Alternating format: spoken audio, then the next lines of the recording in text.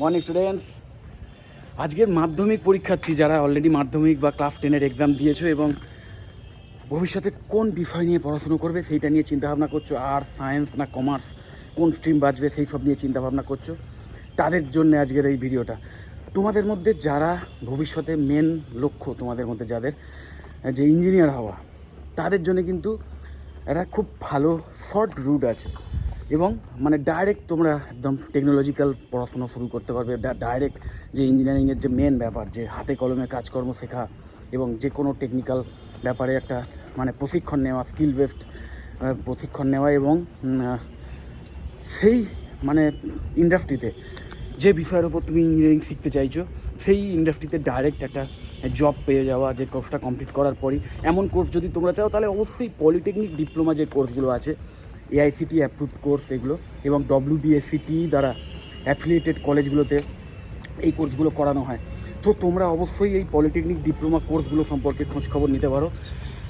Polytechnic in mechanical engineering, polytechnic in CST বা computer science and technology, polytechnic in ETC বা electronics and telecommunication engineering, polytechnic in electrical engineering এবং polytechnic in architecture, polytechnic in civil engineering. এরকম প্রচুর branches রয়েছে বা প্রচুর stream রয়েছে, যেগুলোর মধ্যে যে কোনো একটা বেছে নিয়ে তোমরা কিন্তু এই পলিটেকনিক ডিপ্লোমা কোর্সগুলোতে অ্যাডমিশান নিতে পারো। এবং আমি তোমাদের বলছি যে এই অ্যাডমিশান কিন্তু অলরেডি স্টার্ট হয়ে গেছে, তো তোমরা সিট বুকিং করে রাখতে পারো। মনে রাখবে, এই যে বিভিন্ন কলেজে প্রাইভেট কলেজগুলোয় অ্যাডমিশান হয়, সমস্ত কলেজই কিন্তু এআইসিটি অ্যাপ্রুভড কলেজ এবং WBSCT দ্বারা অ্যাফিলিয়েটেড কলেজ। সো কোনো রকম মানে এমন ভাবার কিছু নেই যে এই ডিপ্লোমাগুলোর ভ্যালিডেশন আছে কিনা বা এই মানে এটার কোনো লিগাল ব্যাপার স্যাপারে কোনো প্রবলেম হবে কিনা, এইসব নিয়ে ভাবার কিছু নেই। তোমরা 3 বছরের কোর্স হয়, ভালো করে শোনো নাও, 3 বছরের কোর্স হয়। 3 বছরের কোর্সে ভালো করে পড়াশুনো করে এবং ঠিকমতো যদি ট্রেনিং নাও, তাহলে সেই কলেজ থেকে কিন্তু ফাইনাল ইয়ারে তোমরা কিন্তু ডাইরেক্ট বিভিন্ন কোর ইঞ্জিনিয়ারিং যে কোম্পানিগুলো রয়েছে বা বিভিন্ন আইটি সেক্টর রয়েছে সেই সব জায়গায় কিন্তু তোমরা ডাইরেক্ট অ্যাসিস্ট্যান্ট ইঞ্জিনিয়ার বা জুনিয়র ইঞ্জিনিয়ার বা ধরো আরও ট্রেনি পদে তোমরা কিন্তু চাকরি পেয়ে যেতে পারো।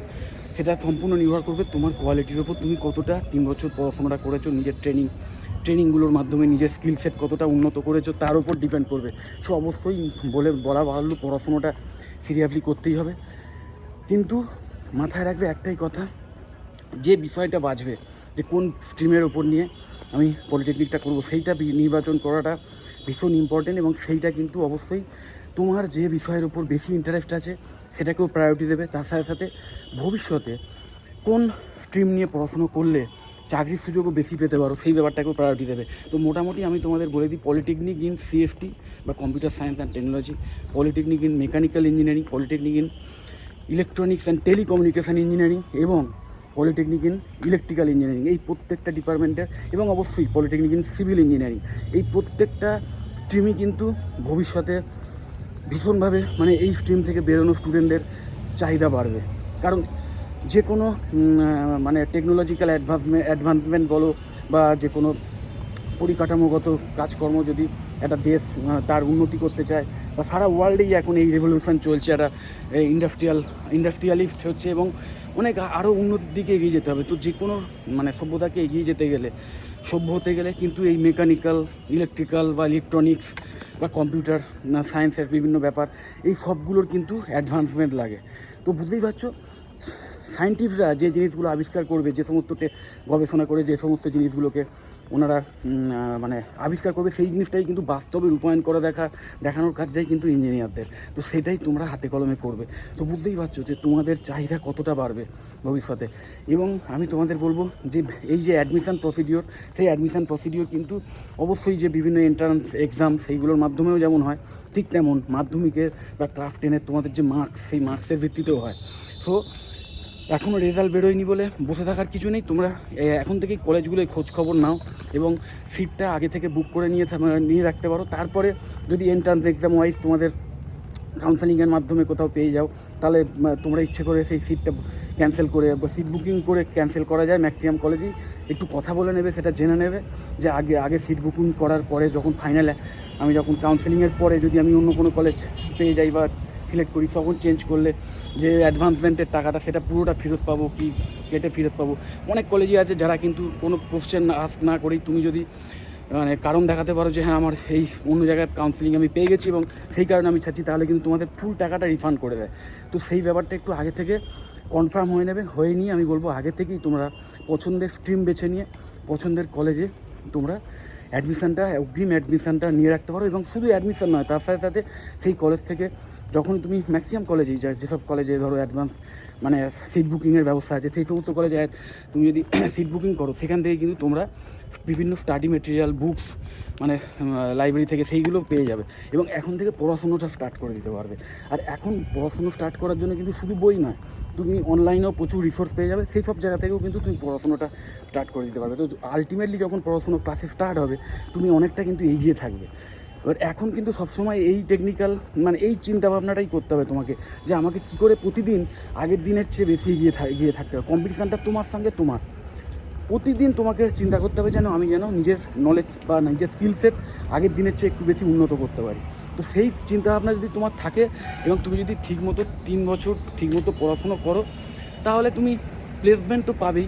এবং তার সাথে সাথে যদি তোমার মনে হয় যে না আমি একবারে বিটেক করবো, মানে আমি একবারে ডিপ্লোমা হোল্ডার নয়, আমি একদম ডিগ্রিধারী ইঞ্জিনিয়ার হব, সেক্ষেত্রেও তোমরা শর্ট রুট পেয়ে যাচ্ছ। কারণ 3 বছরের যে পলিটেকনিক কোর্স সেটা কমপ্লিট করার পর তোমরা ডাইরেক্ট বিটেকের বিভিন্ন কলেজে সেখানে কিন্তু সেকেন্ড ইয়ার থেকে অ্যাডমিশান পেয়ে যাবে, সেকেন্ড ইয়ার থেকে। সো কোনো ইয়ার লসেরও ব্যাপার নেই। মানে যারা ধরো ক্লাস 12-এর পর বিটেক করছে, তাদের যেমন মানে ক্লাস 10 অবধি পড়াশুনো করার পর 2 বছর এইচএস করতে হচ্ছে এবং 4 বছরের উচ্চ মাধ্যমিক করতে, এই 4 বছরের মানে বিটেক করতে হচ্ছে, তোমাদের কিন্তু ক্লাস 10-এর পর তোমরা 3 বছরে যেহেতু পলিটেকনিক করে নিচ্ছ, তোমাদের কিন্তু ওই বিটেকে ডাইরেক্ট 4th ইয়ার থেকে তোমরা অ্যাডমিশান পেয়ে যাবে বিভিন্ন এন্ট্রান্স এক্সাম বা নিজের মার্কসের ভিত্তিতে।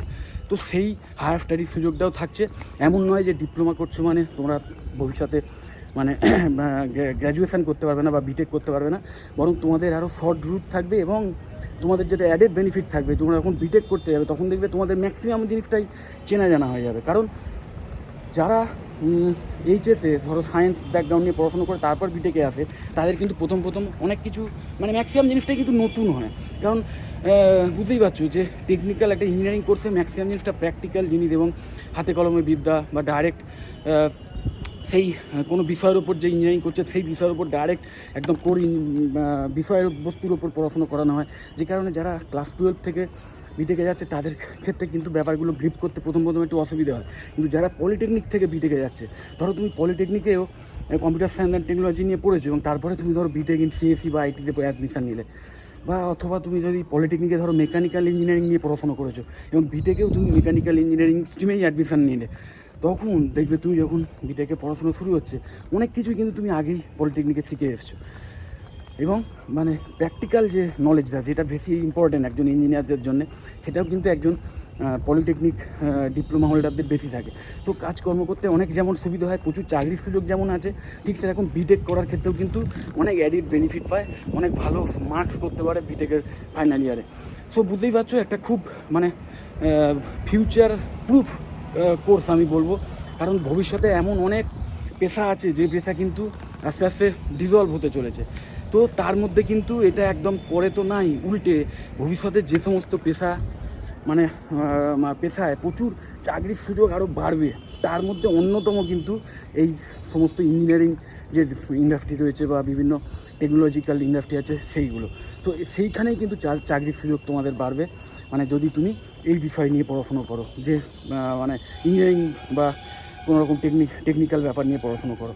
সো আমি অবশ্যই বলবো ইমিডিয়েটলি তোমরা কলকাতার যে সমস্ত কলেজে ভালো ভালো কলেজে বা সারা ওয়েস্ট বেঙ্গলের যে সমস্ত ভালো ভালো কলেজে ম্যাকআউট অ্যাফিলিয়েটেড এই WBSCTE অ্যাফিলিয়েটেড যে সমস্ত কলেজে এই অ্যাডমিশান চলছে এখন থেকেই বা সিট বুকিং চলছে, সেগুলো খোঁজখবর নাও। আমি আমার এই ভিডিওর ডেসক্রিপশান বক্সে অবশ্যই কলকাতা বিশেষ করে যে কটা WBSCTE অ্যাফিলিয়েটেড বেশ ভালো কোয়ালিটির পলিটেকনিক কলেজ আছে, যেখানে ভালো করে পড়াশুনো করানো হয়, একদম প্র্যাকটিক্যাল ট্রেনিং দেওয়ানো হয় এবং প্লেসমেন্টের হার খুব ভালো এবং অবশ্যই বুক ব্যাংক ফ্যাসিলিটি আছে, অথচ ফি স্ট্রাকচারটা খুব বেশি আকাশ ছোঁয়া নয়, সেই সমস্ত কলেজের ওয়েবসাইটের লিঙ্ক আমি আমার ভিডিও ডেসক্রিপশান বক্সে দিয়ে দিচ্ছি।